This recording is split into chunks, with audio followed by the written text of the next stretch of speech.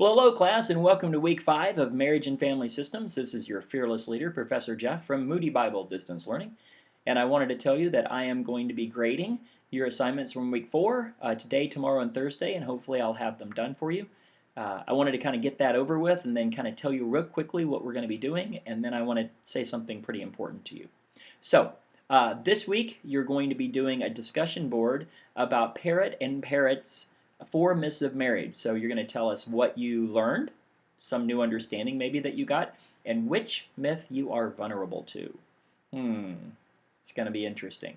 So make sure to respond to each other and let's get some discussion going. You're going to do a 1-page summary paper of the 4 myths of marriage. You're going to be doing a genogram. Ooh. Now, my very first assignment in seminary, the very first class, the very first assignment, I did a genogram and it was 65 pages long. That's absolutely the truth. I still have it downstairs.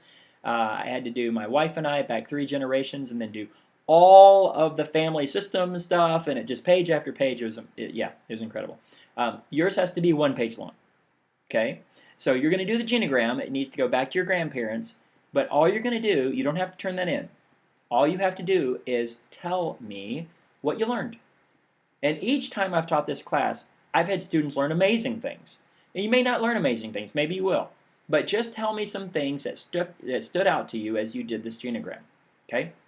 So I think that's all. You're going to be the discussion board, 1-page paper, and then the genogram. So, okay, with that out of the way, I teach 2 classes right now and directed study. So that's about 30 students, 28 students, and I have been talking, I've had students call me, I've had students email me, and I think it's because of the time of the 8 weeks and the time of the year, but you guys, a lot of you are overwhelmed. And I've been overwhelmed for you, I've been praying for you.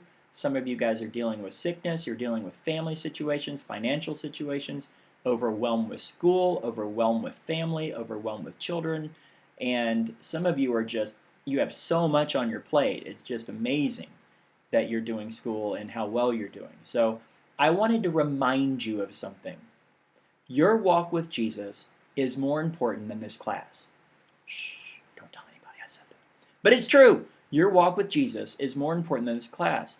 I remember in seminary I got to where I was learning so much about God that I lost my walk with Him. So I want to encourage you to do something. It was something that a pastor said to me many years ago, and it's happened to me multiple times. When I'm feeling dry or I'm feeling like I'm distant, I will take my Bible and I will open to the Psalms, and I will say, God, I'm going to read until you speak to me. I'm going to read until you say something to my heart.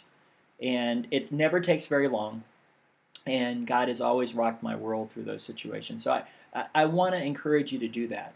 But I also want to take you to the book. Right?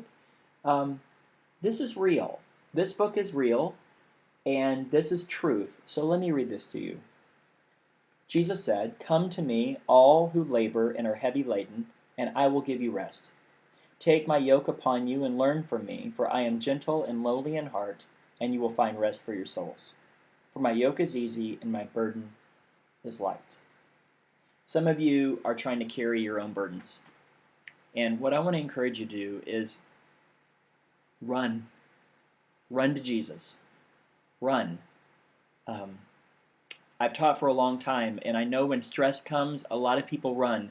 But they run to margaritas, or they run to perfection. I have to make the A. Or they run away from everything. And I want to just encourage you, run to Jesus. Run to Jesus.